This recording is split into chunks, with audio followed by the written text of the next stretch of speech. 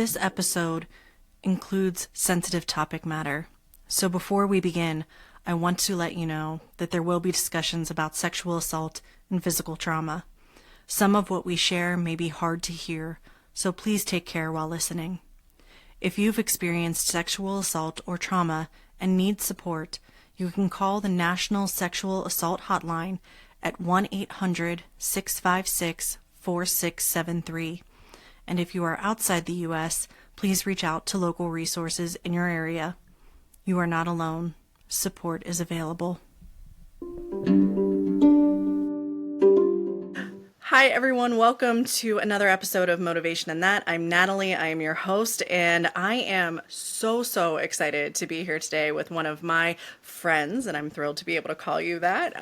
But folks may actually know her, recognize her. She's had movies. She's been a keynote speaker. She is an advocate like none other that I've ever met, honestly. And it's Kara Robinson Chamberlain. So for those that don't know her, I'm actually going to let her introduce herself for the most part. I'm going to give just a very quick kind of summary, but we're here today to talk about respect, and I think you'll understand why that's such an important topic when you kind of learn more about who Kara is and what Kara does. So Kara, thanks for being here. You're a public speaker, a survivor advocate, and in 2002 at 15, you were kidnapped and escaped from what you would later find out to be a serial killer, which is, I think, I don't know, we're in the true crime generation, right? You've had a podcast on it, we've talked about it, but to actually kind of be able to tangibly connect with someone who's been there, done that, and gone through something that to many of us are just stories in a lot of ways, is just really powerful. And not only that, but you took back the power from that narrative in a lot of ways, and you went into the kind of whole process of soup to nuts, what that is with investigating through being in law enforcement, advocating with law enforcement, and just building upon that in ways that I don't think necessarily anyone even realizes you can do that early on in life. So if folks haven't seen, you've got a movie out there, you've got a documentary out there, and I watched it this weekend. Took me a while to get there to be ready to watch it, but watching you repeat things kind of over and over and, ingraining kind of your own self-talk in the process was just absolutely incredible to think about someone as a teenager kind of pulling that in and embracing that. But I don't want to kind of go over things for you. You're a mom now. You are a social media personality, influencer person that brings it for so much more. So let me just turn it to you and have you say hello to everyone and let us know what we should know about you. Yeah. Hi, everyone. Thanks for having me. As you said, I wear all the hats right now. But I think the thing that most people come to find me from is my story of survival when I was 15. So like you said, I was kidnapped from my friend's front yard when I was 15 by a man that I later found out was a serial killer. So it's a really interesting story. I've told it in a documentary form and in a movie form, and was heavily involved in both of those projects, which was really important to me because I have done various media and wasn't necessarily happy with the treatment or the outcome. And so when I decided to make a real go at this thing that is my current job, which is keynote speaking, influencing social media things, and like hosting things like that, I knew that I needed a basically standard to point people back to when people are like, who are you? What's your story? I knew that I needed something that I was proud of and I could say, hey, you can go watch this. It shows my whole story. So I entered into this world knowing that I wanted something that I could be involved in. And I was lucky that I had the connections that I had to get me into that world where I was an executive producer, either in name and function or in function on both of those projects. So what that means for people who don't know is that I had more or less say over the entire project. A network is always going to have some input and they're going to try to steer things, but it was me telling my story, which was really, really important and is often not done. And I would like to see be the standard, which is leads us into what we're going to talk about today. But yeah, then the other stuff that I'm doing is I have worked in law enforcement, no longer work in law enforcement, but I do a lot of keynotes to law enforcement. That's kind of my bread and butter and my passion is educating law enforcement in the ways that they can empower the people that they interact with to be survivors. That was really important to me in how I do my keynotes. But I speak to Rotary and leadership groups, and I spoke to a group of realtors, like pretty much anyone who wants me to come and speak. I do that as my primary business. And then I do a lot of busting the norms of like having to niche down on social media. I'm like, I'm not a niche. Like we as humans don't fit into one niche. So if I'm going to show up on social media, I'm going to show up as I do in life. I want to show up authentically and I don't fall into one specific category because yes, I am a survivor, but like I only really think about that when I'm telling my story for social media or keynotes. Most of my day-to-day life is not about that. And so, I'm also a mom. I have 3 kids. I have a preteen. I have 2 boys. Yeah, they're 9 and almost 12. And then I have a 1.5-year-old daughter that she just like has rocked my world and changed so much about me and who I am as a person. There's something as a woman with complex childhood issues. There is something about having a daughter that even just saying it, I can feel it. Like a lot of my trauma is held in my chest and my shoulders. And I can feel, even just saying that, it's like a deep breath relaxes in my chest and shoulders. And like I get goosebumps because there's something about raising little you and recognizing that you weren't hard to love and you were perfect and you can give this little version of you. I mean, really, it is too early to be on with the tears. Holy crap. I might be in my luteal phase.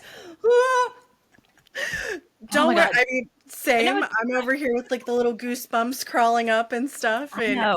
yeah, So, but yeah, there's just something really magical about having a do-over, kind of. And so, I mean, a lot of my day-to-day is that I am a wife of a medically retired, medically disabled veteran and homeschool mom. People are like, you must love it. I'm like, I don't. I don't love it. It is what's best for our family. So yeah, cat mom, you relate with that one. I very have much. 3 cats, went from 0 to 3 cats in one day. A Belgian Malinois that is like an absolute maniac. Fitness is like a big, big part of my life. And yeah, so like there's just so many aspects of me that I refuse to fall into a niche, and I think that that's so important to this conversation that we're having. Like I know we're going to talk about respect, and it just means so many different things and looks so many different ways. Yeah.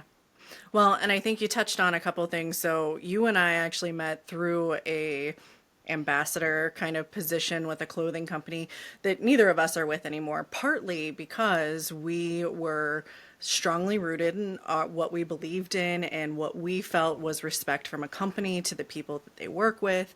And it was interesting because it was 2 separate kind of our own interpretations of it. Mine was very much as a larger person feeling like I was the token fat girl on the campus and things like that, and you being able to watch people who were very much like you receive different types of attention, and the feeling, both of us feeling like we couldn't openly share information with the company and things like that. But I think what that brought up was just this, like, I'm watching, you're watching, and we're like, oh, I see you. Yeah. And there's a couple of us, I think, that have all kind of now kind of formed together. And while that was the bonding moment, what it created is this kind of path forward and us understanding, well, this is what's really important to us when we're talking about the things we engage in and the things that we're involved in. But as you mentioned, respect in that instance looks very different than the respect that you or your children or your husband may receive in our day-to-day life. So as a veteran, I know, having worked at, the federal veteran space for a while, that's different from veteran to veteran for your husband. Your kids, your sons are going to be different than your wives. So I think it's an ambiguous gray area, right? And it's one that's filled with a lot of assumptions on, we know the respect we want to receive, which may not be the same respect someone we're working with may, or talking to, or friends with, may be looking for themselves.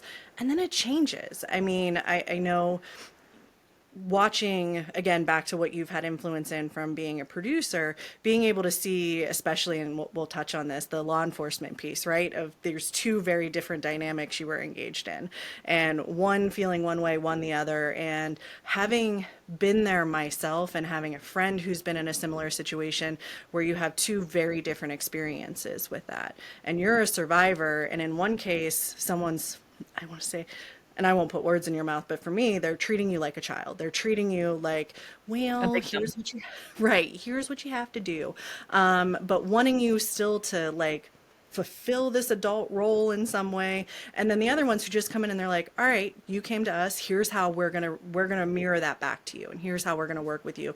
And we're gonna find out what you need in this situation and meet you there. So I think it's gonna be, the conversation's probably gonna go in a couple of different areas, roundabout in a lot of different ways. The girl mom piece and kind of how she's impacted your physical, like, hold of that. I'm the same way. It sits here. So when I Mhm. start to feel like I'm being disrespected, I literally feel this happen. And it's Yeah. almost like a close up and like It's a, like protecting your heart. right. And throwing that physical wall in front of you so someone can get, like, back on off. This is not the Yeah. day and I'm not the person. But so I don't know where you want to start. We can start, like, here and work back, start back and work forward. But I just want to learn, what's been your journey with sharing with people how you want to be treated as, and I hate to say when they put labels on you. So like you said, victim, survivor, those are two very different approaches that folks take. Yeah, I want to lead this conversation by saying that the key piece in this respect conversation is going to be communication and the ability to listen, which I think a lot of people might not recognize.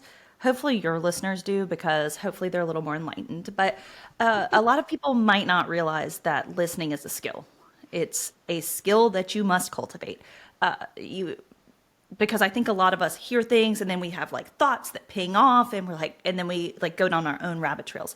So respect is going to be highly about listening, because once you learn to listen to people, they will tell you what they need very often, especially if you become a safe space. And so that is one of the things that I think is the marked difference in between the law enforcement perspective that you mentioned, which is, I had, I mean, I can say it.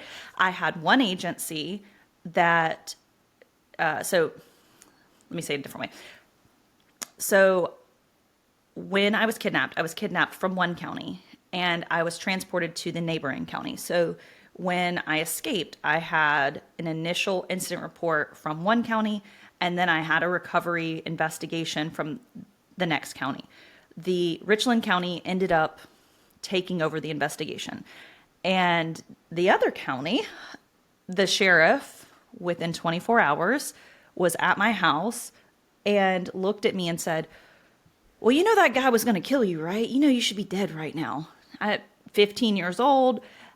And I use this as a teaching moment for my law enforcement keynotes, because I sort of give them these benchmarks. Like, is it true? Is it helpful? Is it productive? Like, you kind of have to go through these things. And I'm like, was it true? Yes, it was true. Did I need to hear that right then? Absolutely not. It was not productive. It was not helpful. And he was viewing my situation through his lens. He had absolutely no way to know that at that point because we didn't know this guy was a serial killer. But this was not a respectful way to give your opinion.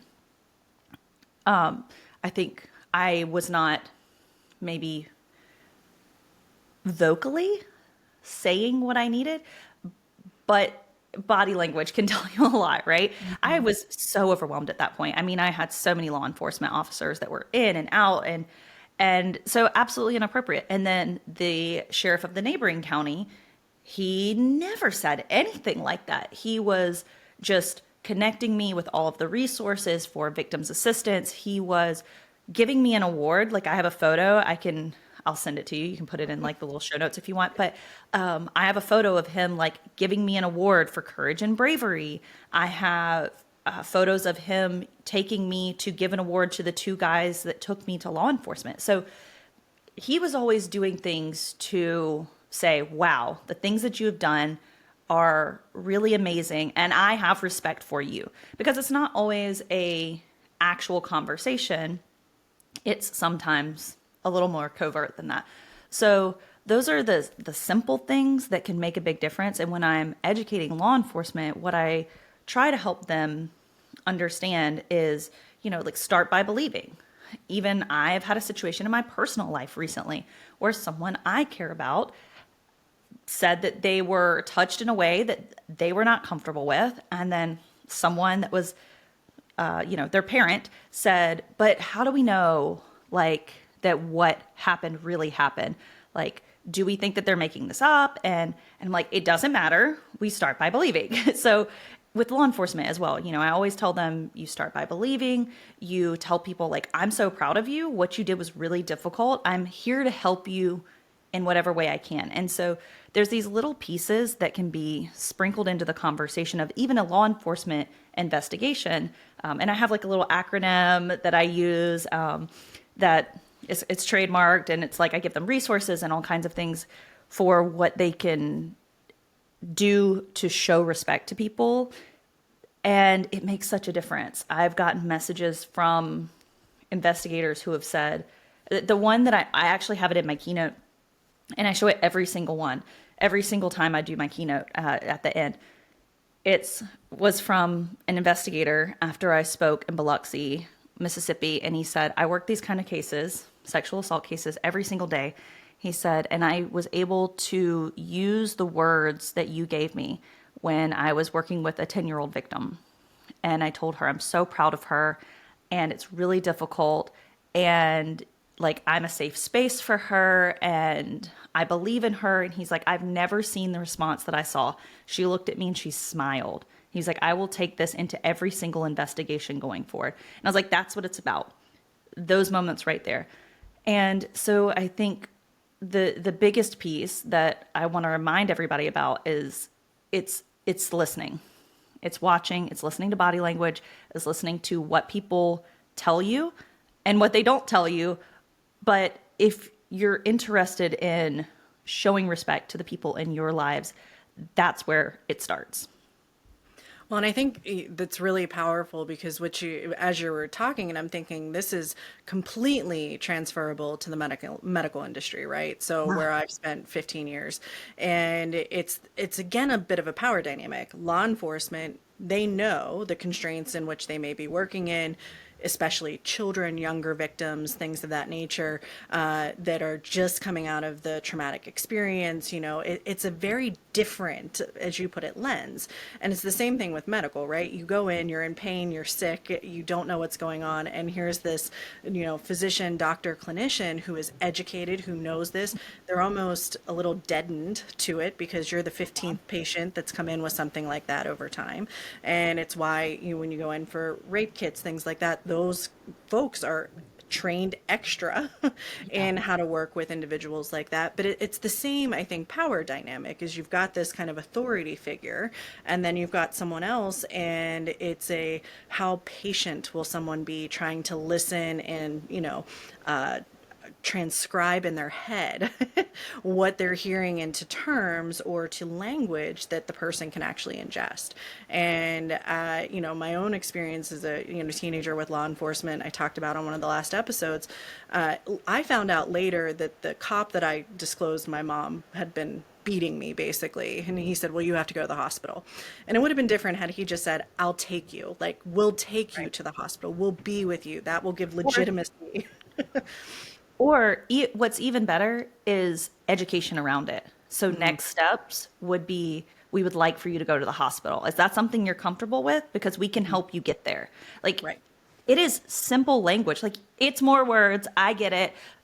But I think medical, same thing with law enforcement. Like most people don't get into that job for reasons other than like, hey, I kind of would like to help people. Like most people are, yeah, like let's face it, law enforcement specifically, you are not in that job for the money, so you better be in it for the passion, right? I mean, there's going to be people that are in it for like the driving past and shooting guns and like the power trip or whatever. There's going to be people in every profession like that, Mhm. but most people do want to help people, and it does get very exhausting. And I have definitely seen that with my husband with the medical field as well, where he had an injury at work and had to deal with federal. He was already retired from the army, medically retired, broke his back. So he retired from the army for that, and then was doing contract work for the government and re-broke his back basically. Got on a, I haven't really talked about this a lot publicly. I can, it's all resolved now. But he got medevaced out of Africa, which is where he was at home on like an emergency flight, and got the first available appointment he could get. He's like, my back hurts. First available appointment, orthopedic surgeon. Makes the most sense. And just had 4 years of the insurance company being like, yeah, but uh, you went to an orthopedic surgeon and they didn't see an issue, so you must be fine. He's like, explain to me why I can't get out of bed. Like, and it was 4 years of, I mean, honestly, absolute hell of dealing with this insurance company. We're done. We're resolved. They settled for pennies on the dollar based on what they should have paid him, which they never paid for like a dime of care. Thank God for the VA. We have we have a great VA in Augusta that he goes to, and so they've actually been wonderful. He's gotten the pain management program and TBI program and all the things, but it took so long because he's sitting down in front of these medical providers where the first thing he goes to is the orthopedic surgeon, and I said, well, you're dealing with someone who's holding a hammer.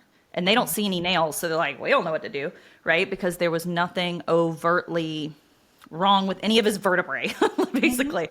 And he was, which, yeah, like you've been through this as well. So it was just like this process of trying to figure out what the heck is wrong with him. And you just have all these doctors who are not listening and they're not giving any respect, to the point where I'm saying, okay, you know that he has a previous actual fracture in his spine, and now he has some sort of issue, like a bulging disc, some sort of issue that has just popped up in his low back. Could these things not be connected? And they're like, no, absolutely not. And I'm like, what? Like, so it was just so much lack of respect through that process. And Mhm. as someone who was highly, I mean, for 20 years in a field where it is about respect, it is about not leaving anyone behind. Mhm. He felt abandoned very much, and that does such terrible things to everyone's mental health, but men specifically in that arena, it was detrimental. It was pretty difficult, and still is a lot of the time for our family as a whole. And so there's just so many ways that you can see respect not being transferred and Mhm. the long reaching impacts of that. Well, and I think too, it makes the person question, right? So Hmm. you're like, well, I can't get out of bed. So is Yeah, it in my head? Is it, am absolutely. I making this up? And, I had a neurologist once who, when I went in and I said, I changed what I was eating and it helped. And she was like, awesome. What Not was it? I'm going to Oh, want to look into it. No, I was so shocked. I sat there like, just I like, expected you to say really? that must be in your head. And she asked every follow-up visit, she was like, "Are you still That's not amazing. eating these food triggers?" And I was like, "Yeah." And she was like, "Awesome." And, I had like a weird side effect to a med. And she was like, "You're one of 10 cases." I looked it up because I was like, this is a weird Oh connection. my God. Of And course, you're a woman. well, and young, I mean, under 40, Oh, she was, so in that, I think takes a little bit to, a component of what is it? Let me preface. I like to always say there's trauma Olympics, right? So you get in and you're like, is your trauma worse than mine? Is mine worse than yours? But did you right. have this? Yeah. But did you have that? And in one sense, it feels almost easier to respect someone that's been through something similar because you're like, I've been there, I get it. But does that also, do you see that as applying your own interpretation, your own experience, and almost not accepting the other person's experience in a way because we're not cookie cutter. It is so Right. different for everyone that's been through it. But I mean, as someone who's meeting a lot of survivors over through your work and things like that, have you seen those dynamics kind of play out in different ways? Yeah, I want to tell a story about this actually as you were talking. So, when I was getting ready to do my documentary, I knew that I had to, in order to tell my story properly, I have to talk about the three other girls that we know my captor murdered. I formed relationships with law enforcement that was very close to the family. Uh, the task force for those three homicides was very enmeshed with the family there. And so I formed connections with the family and the law enforcement there. And so when I was getting ready to do the documentary, I said, I think it's really important for me to go to these families, to these law enforcement people, tell them what I'm doing and get their blessing. I didn't have to do that, but I felt like that was important to me.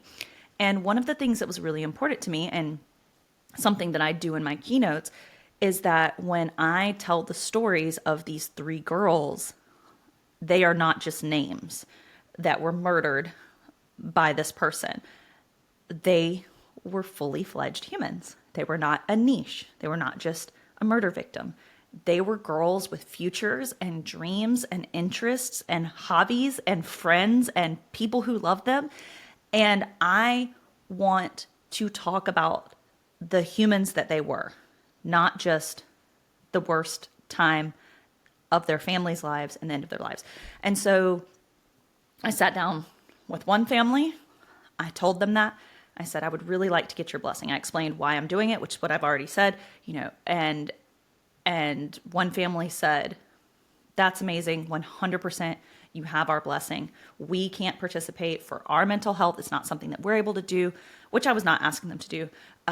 But 100%, you will always have our backing and our blessing. Fantastic. The other family, I sat down with them and I said all the same things. And I sat across from a mother who said, I don't ever want their name to come out of your mouth because I understand what you're saying, but I wasn't able to protect them while they were alive. And this is the only way I can protect them is protecting their memory. I was doing what I thought was the right thing to respect this family, and I ended up hurting them.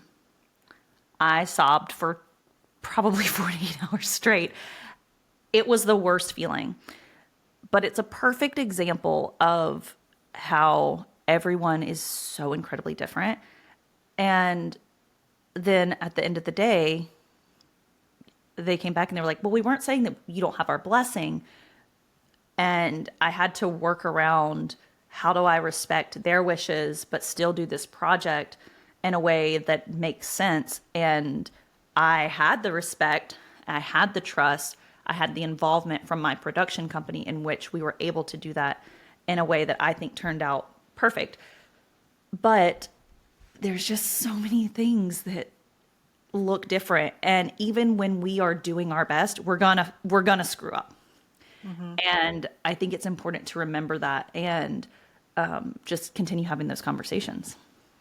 Well, and I think as you're telling that story, I'm also thinking of whether you probably realized it or not, you had to have exhibited signs of being an active listener in a safe place for them to even be able to say, I hope so. no, we don't want this to happen a certain way versus just, nope, we're not going to meet with you, we're not going to talk to you, or feeling like they have to agree to it, which is the Yeah. other component, right? Is people going, well, they're not going to respect me if I say something they don't want to hear because it's the fear that they're not actively listening to you and hearing what you're Right. saying. And I think that's honestly one of my massive triggers is the moment I think someone hasn't heard me, I'm like, okay, I'm not going to say anything. So it's not like a yelling, screaming. It's just like I'm not wasting my voice on you anymore. Mhm. And, I think part of that also then ties back to, and I don't know if you feel this in our generation, but this component of understanding it could have been worse. So count your blessings. Like this is the whole gratitude, I think Yeah. conversation where it's been weirdly like weaponized in some strange way.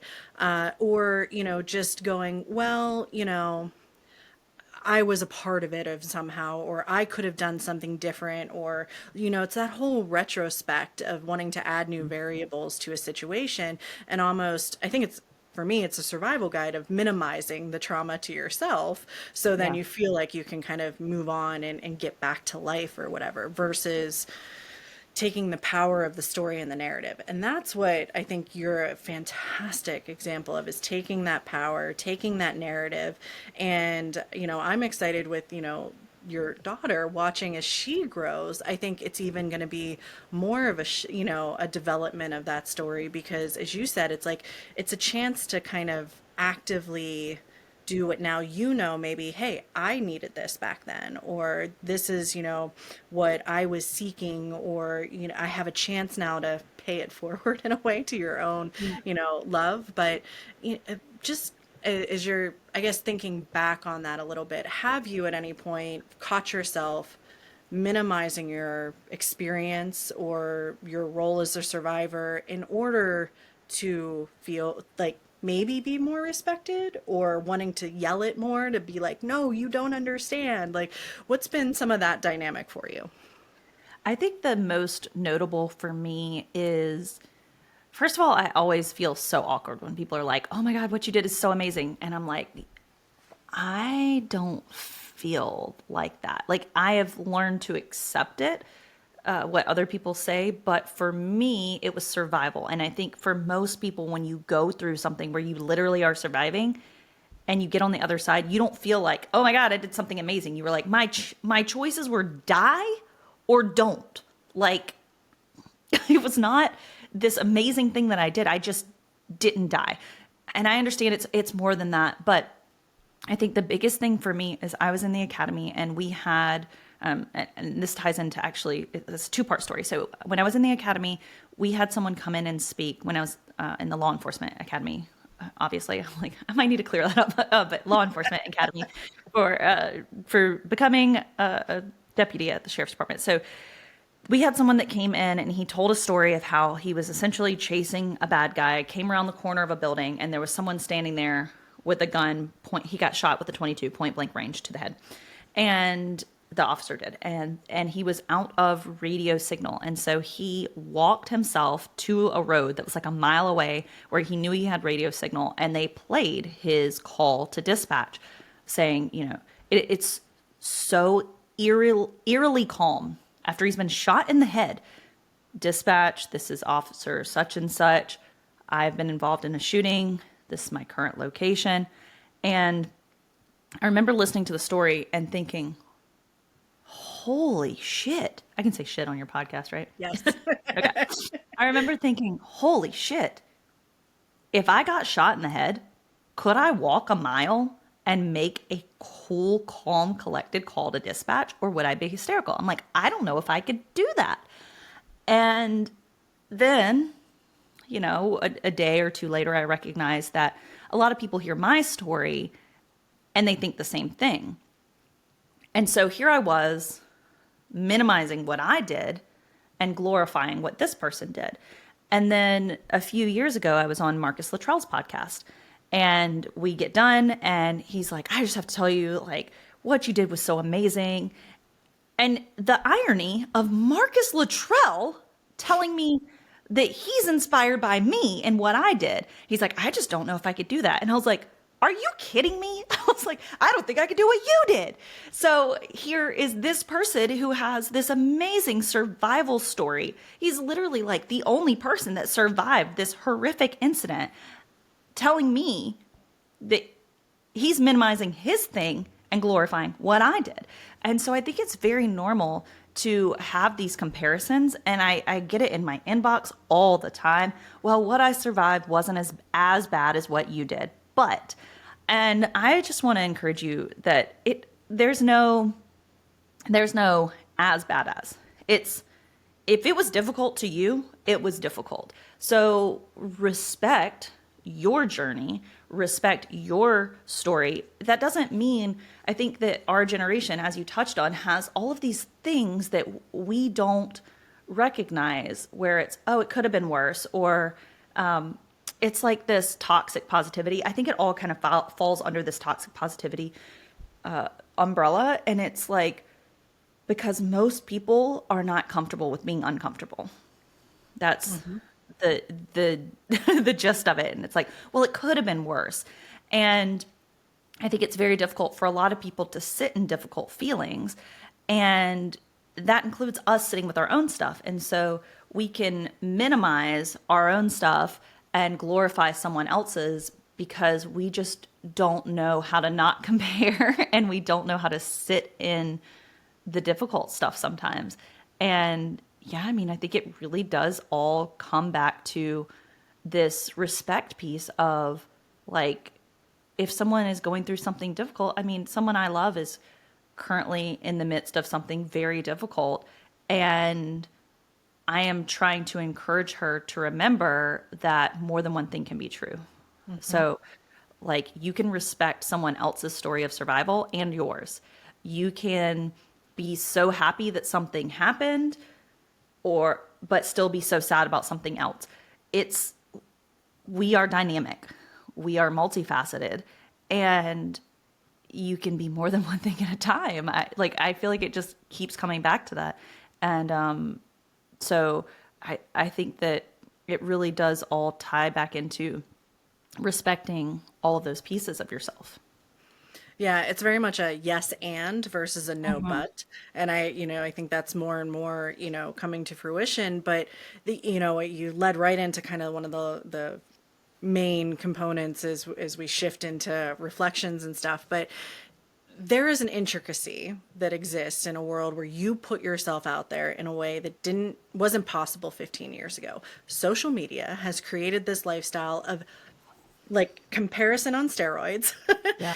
And not only does it bring out the people who want to do what we just said, celebrate you in a lot of ways or bring power to that, but it brings out people who have the opposite reaction, whether they're survivors themselves and lashing out in some way, or they're people who just don't want to understand, don't want to actively listen to anything. And I know you've talked about it a little bit, you've touched on it, but how have you, I think, because this is where we get into, those people don't really, I hate to say, deserve respect in a lot of, minds or books because, of how they're acting. But this is where that gray space comes in is, well, yeah, no, I'm not going to respect you. That doesn't make me a bad person.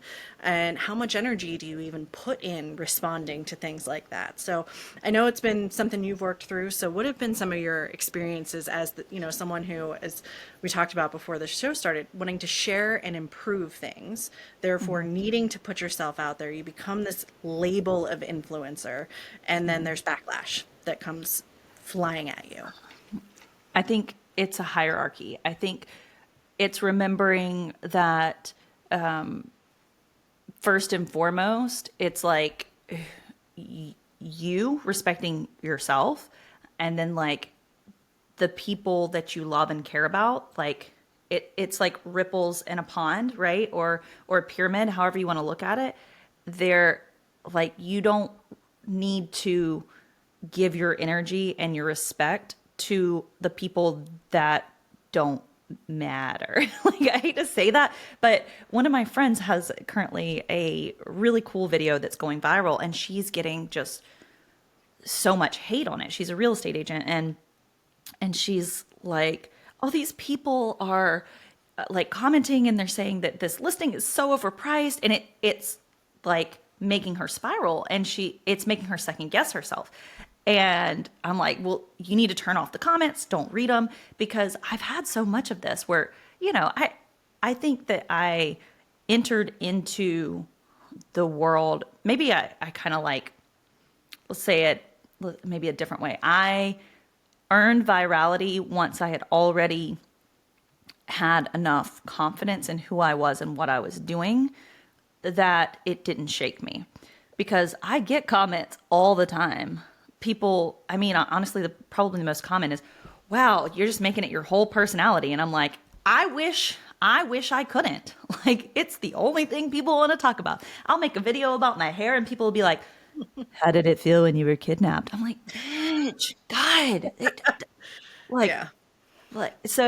I would like to not make it my whole personality. Or, oh, only 18 hours. And I'm like, yeah, bitch, because I escaped. Like, I don't.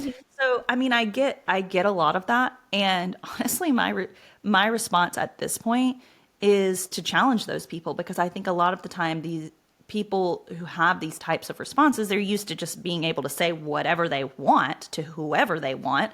And I'm like, no, like, you're not going to come into my space and disrespect me, because if you are disrespecting me, who is a very confident, very public, hopefully empowering survivor, I know that you are disrespecting people in your personal life. And the buck stops here. Like, we don't do that here. And so I will never not challenge an online bully if I have the time. Like, but which I, for the most part, I find the time for that, because I'm like, let's go. Like, I like get on my little keyboard and I'm like, you mess with the wrong one. So I'm like, I got enough time for this. And so that's one of the things that I will always challenge, because I think we are living in this world in which we are just seeing more and more and more content, and it is desensitizing us. It's turning the everyday person into the law enforcement person, that you see so many true crime stories that you just are numb to it, and you forget that there's a whole person.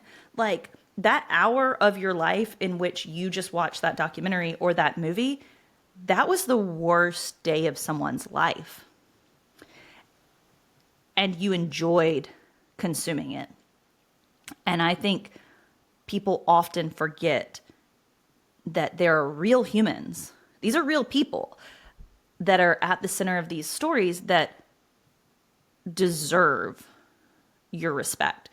And it's part of the narrative that I have been very intentional about changing. And it's just so many little simple things that blow people's mind, where, I, for instance, had one gigantic creator with millions and millions and millions of followers made a story about me, posted it across platforms, and conservatively, me knowing monetization and how it works, conservatively made $20,000 to $50,000 off of telling my story.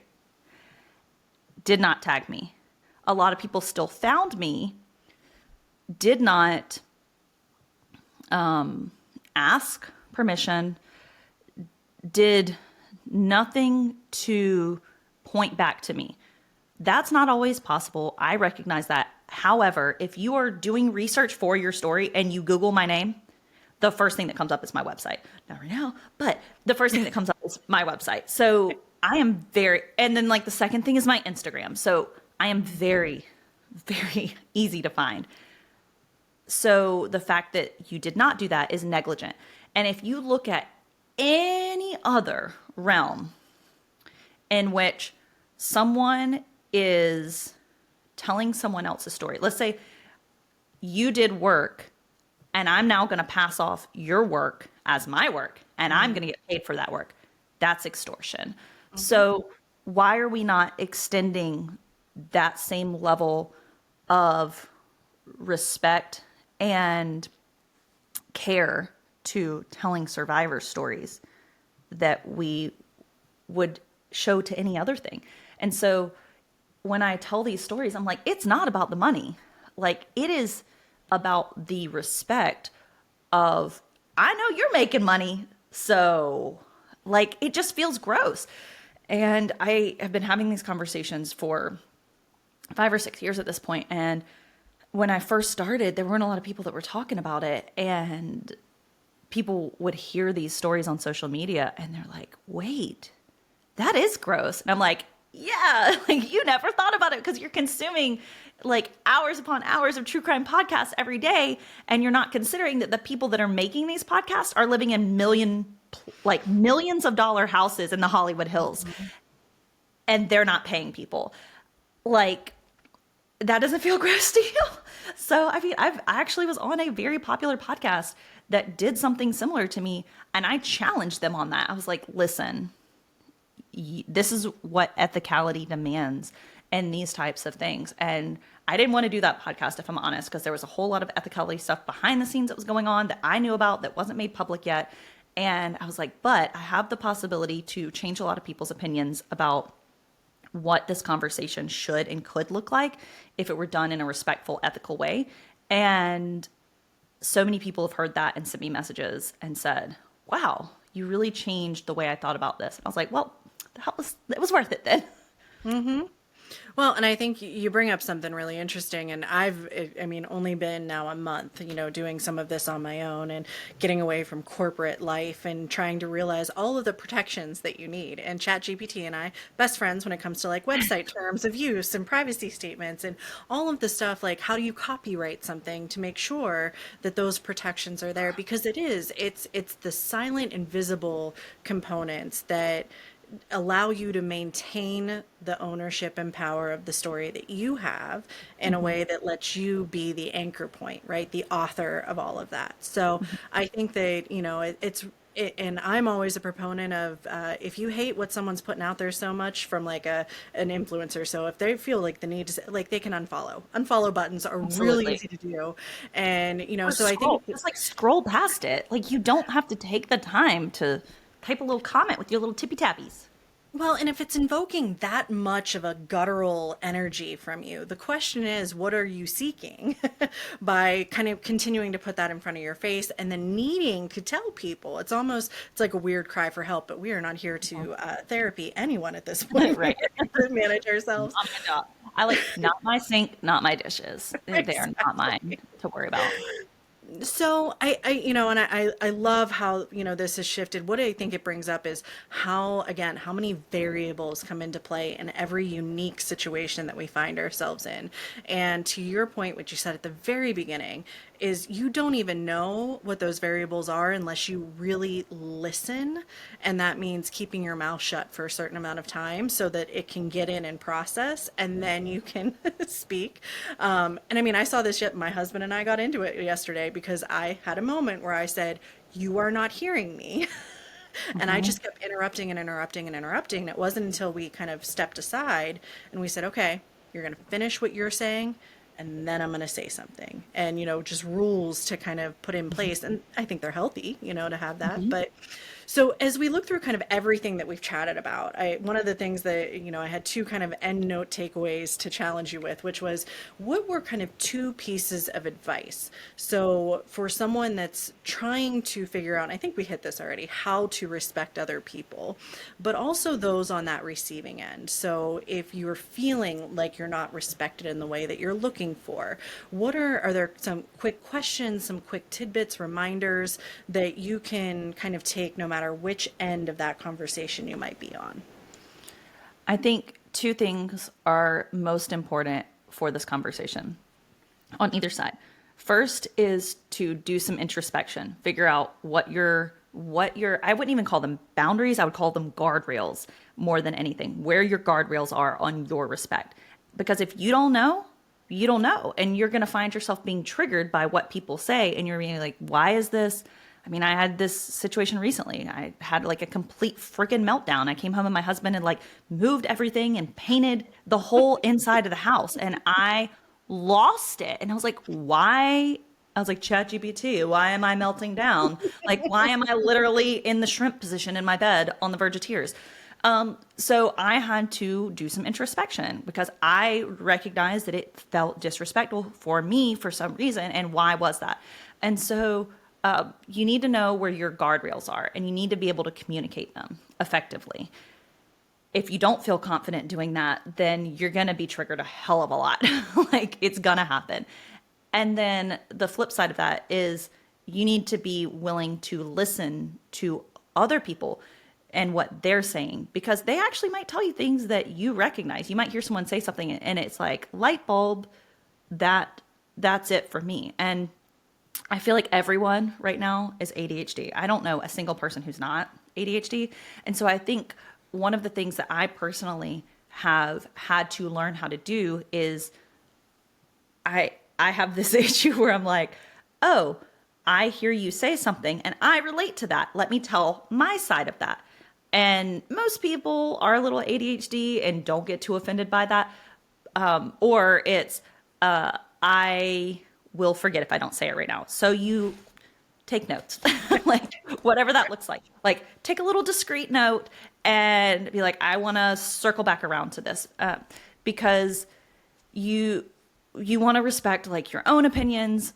You want to respect your own opinions, your own thoughts, and the other person's too. So it's just kind of it's this constant dialogue, this ebb and flow of trying to figure out where you are, where they are, learning, listening, and it's a constant journey because it's going to change, and you're going to change, and they're going to change, and the world is going to change. Like so, it's just it's constantly changing and evolving, and I don't know. I guess I'm at the age now where I feel like the closer I get to 40, and I know once I bypass that, I'm like, it's kind of interesting to figure out like who I am and what makes me tick and what makes other people tick. And I don't feel like that happens before a certain age necessarily. And so it's fun to me. I don't know. Well, speaking from experience, having just turned 40, I feel like this is the first year where I felt like I didn't have to fit into someone else's mold. And I don't know if it's because when I turned 40, I was like, oh, I'm not completely gray, only a little bit. Yes, my joints hurt a little, but that's okay. Like it was like everything that you subconsciously anticipate wasn't there, and I'm like, oh, I don't have to do it the way that everyone else may have said to do it.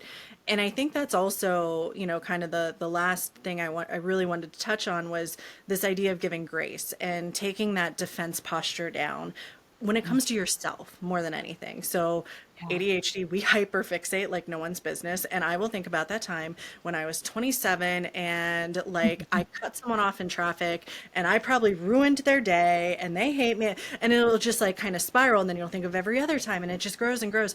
And then you end up in that posture again and you're like, ah, Mhm. so having to take those deep breaths. And I think as we, wrap up, we'll encourage everyone to take a deep breath and just kind of, think of something. But how have you found giving yourself grace and what does that look like when you think of, well, I could have approached that differently. I don't want to even say better because I think we always do it the best we can if we're being honest.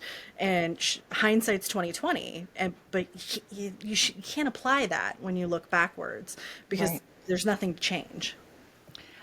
I heard someone say something once that I think about at least once a day. It's like my Roman Empire. And it's we judge other people by their actions and we judge ourselves by our intentions. And I think that's important to keep in mind is that we know all of our inner workings and we can see how we were selfish in doing this or how we had two options, but we took the wrong one, right? And I think that is important when we are viewing ourselves is that we view ourselves through that own lens. It's not easy. It takes practice. I mean, it's over and over and over again. And it's sometimes for a lot of people, it's affirmations. It's like remembering that you did the best that you could in that moment with what you had.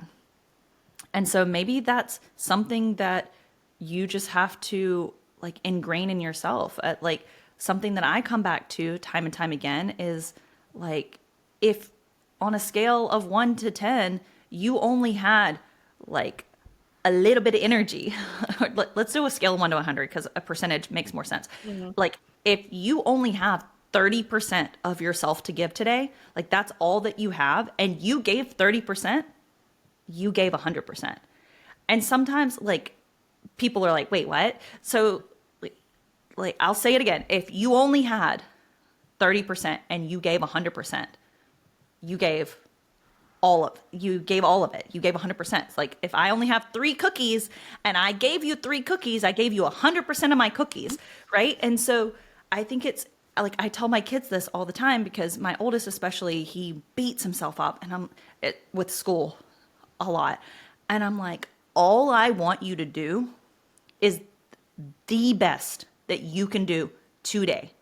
Mm-hmm. I don't care how it compares to that person's best, and I know that the things that I'm saying, or I hope, and research says that the things that I'm saying become my children's inner voice later. And so it's like just telling yourself, I can only do the best with what I am given today. I'm not going to judge myself by what I could do yesterday, what that person can do, what I think I could do next week. And it's telling yourself that over and over and over. I mean, I think sometimes keeping like records of your successes can be helpful too, because we can get mired down in like our failures.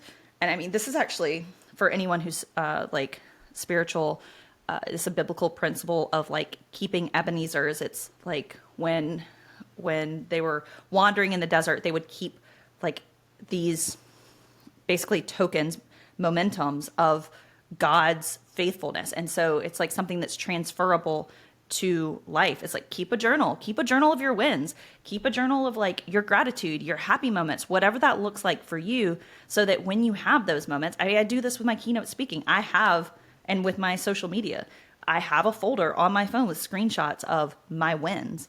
And it helps me on those days where I'm like, I hate this. Like, I look back at that photo album in my phone and I'm like, okay, I'm doing something important. And so I think that that's some of the ways that I have learned to instill grace to the people I care about, my children and myself. But honestly, just keep freaking going. Like you're going to fall down, and success is just getting up one more time, then you fall down. Like that's all you have to do. You just have to get back up. Like it's so simple. It really is. And I think, in this, 50-ish minutes that we've had, hopefully what people are taking away themselves is that, we touched on that thing that, started to kick you into the direction that you've gone, but how much more there is. So I go back to the story you told about who those, individuals were that have been involved in your story. And that applies to you too, and who you are, who Kara is.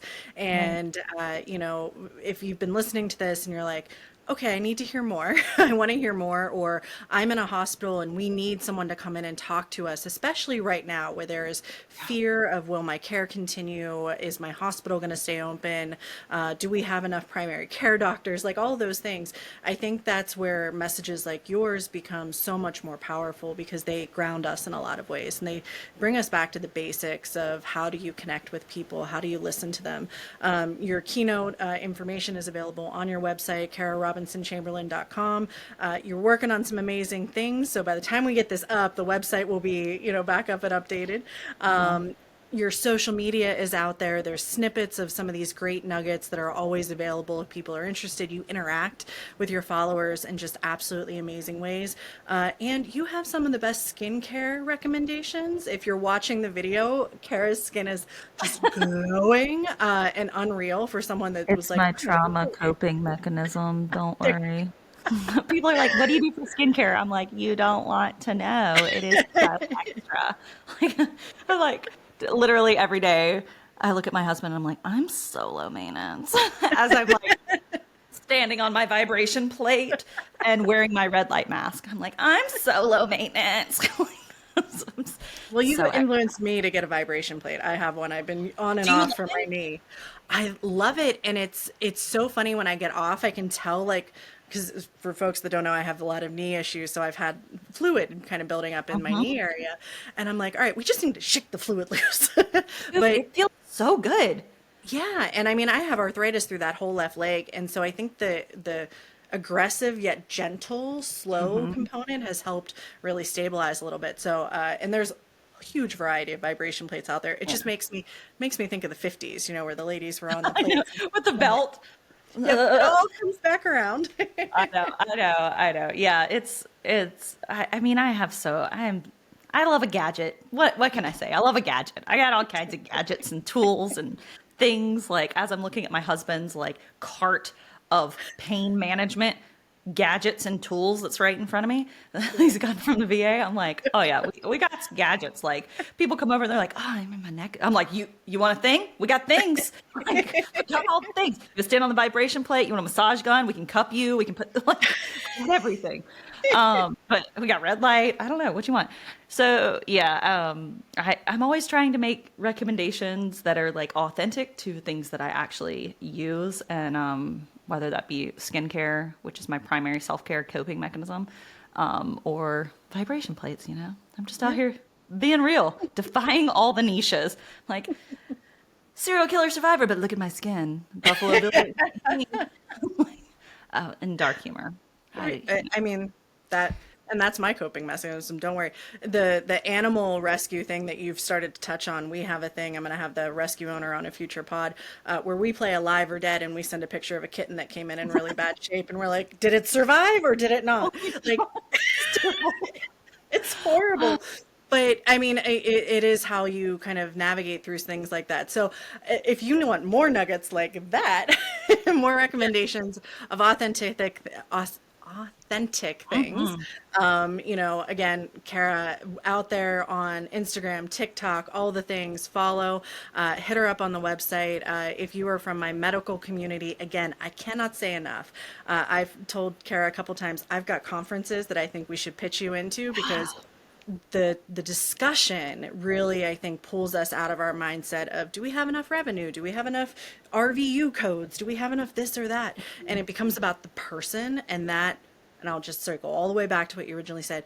People get into these jobs and these roles, whether it be law enforcement, medical, whatever, to help people. And the goal of this podcast is to help people. And as we close out, Kara, will you take us through just a quick 60-second deep breath, relax moment? And you think about your daughter when you do yours, but just close us out with something so everyone can kind of decompress for a second and walk out.